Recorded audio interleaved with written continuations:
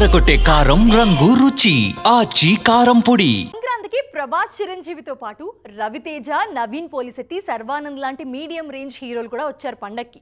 పైగా ప్రతి సినిమా వెనుక బ్యాకప్ కూడా మామూలుగా లేదు.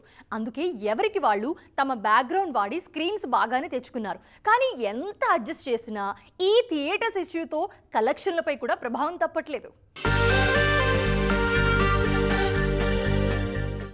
రవితేజ చాలా రోజుల తర్వాత చేసిన ఫ్యామిలీ ఎంటర్టైనర్ భర్త మహాశయులకు విజ్ఞప్తి.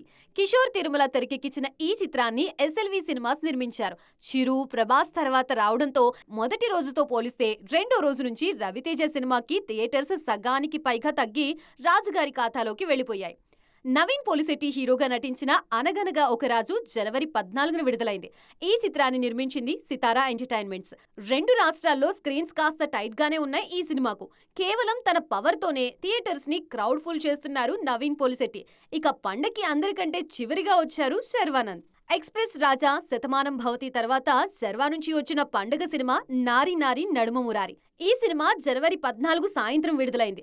మిగిలిన 4 సినిమాలతో పోలిస్తే తక్కువ స్క్రీన్ కౌంట్ ఉన్నది ఈ సినిమాకే.